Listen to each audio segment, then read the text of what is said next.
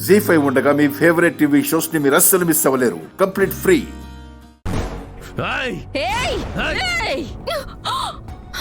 సుభద్ర లేమ్మా, చెప్పానా వీణ్ణి కొట్టాలంటే చెప్పుంటే సరిపోదే, గుండెల్లో దమ్ముండాలి. పాపం ఆ అమ్మాయి భయపడుతున్నట్టుంది.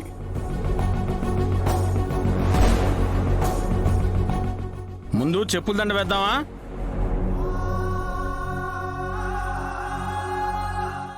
ఒక్క నిమిషం. వాడికి బుద్ధి చెప్పటానికి సుభద్రనే కనక్కర్లేదు. ఆత్మాభిమానం ఉన్న ఏ ఆడపిల్లైనా చాలు.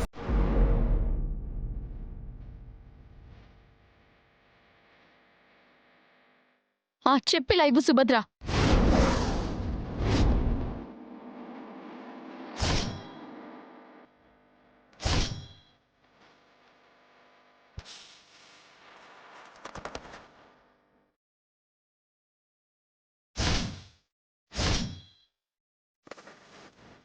హే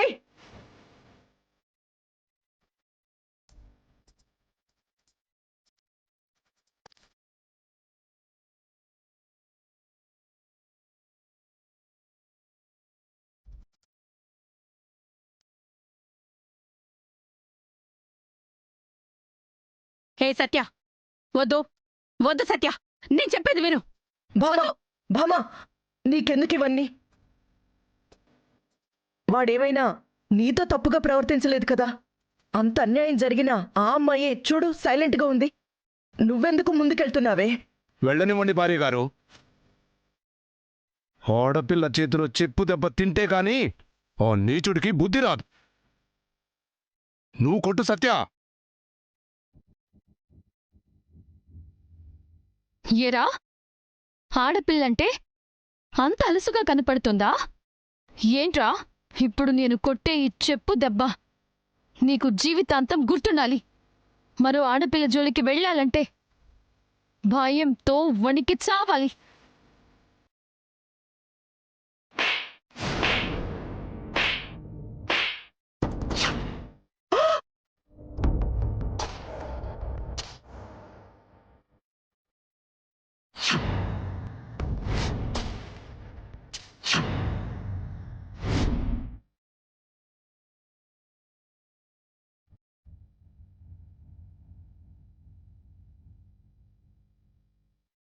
చూశారుగా రుద్రమ్మ గారు, వీణ్ణి కొట్టటానికి దమ్మక్కర్లేదు. ఏయ్, చేతిలో ఈ చెప్పు ఉంటే చాలు. ఇక నుంచైనా బుద్ధిగా ఉండమని చెప్పండి. లేదంటే ఇలాంటి చెప్పు దెబ్బలు 1,00,000 తినాల్సి వస్తుంది.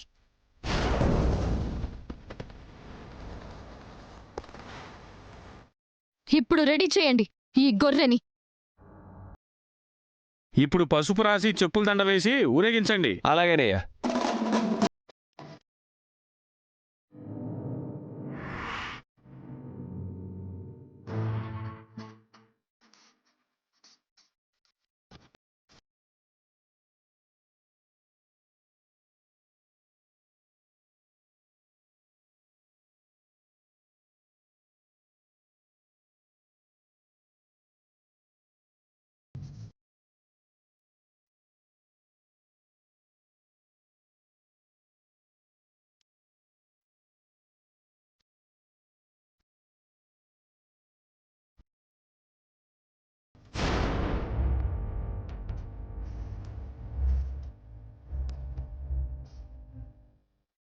నువ్వు వెళ్ళి చెప్పుల దండ వేవయ్యా. అలాగే.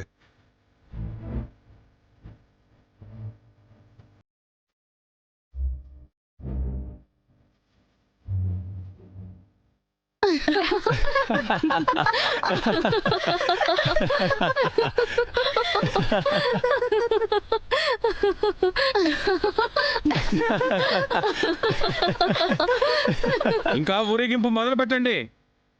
తీసుకెళ్లి ట్రాక్టర్ ఎక్కించండి.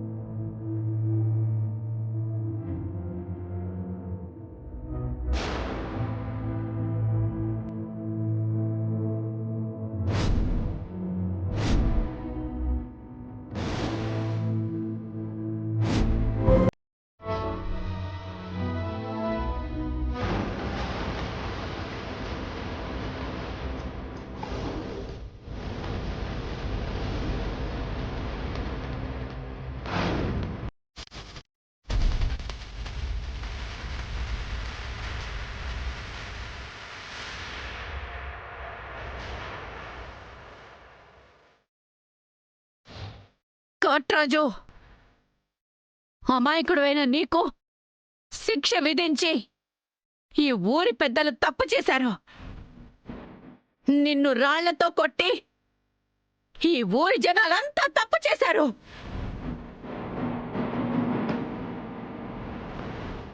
అన్నిటికంటే ముఖ్యంగా నువ్వు తప్పు చేశావు అన్న సాక్ష్యం చెప్పి ఈ కాంతమ్మ తప్పు చేసింది. వదిలిపెట్టను. నా కొడుకును అవమానించిన ఏ ఒక్కరిని నేను వదిలిపెట్టను.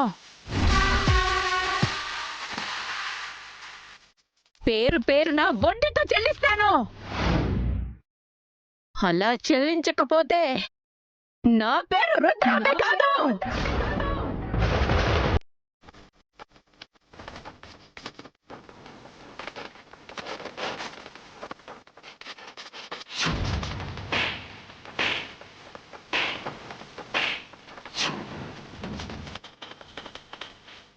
ఒసేయ్, నన్నందరూ కీచకుడు కీచకుడు అన్నారు.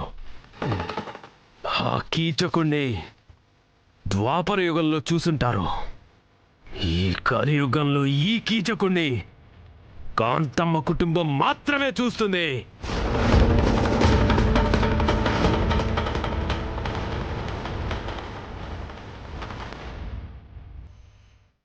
దానికి తప్పిన ప్రమాదం రేపు నీకెదురవ్వకపోతే నా పేరు కాట్రాజే కాదు.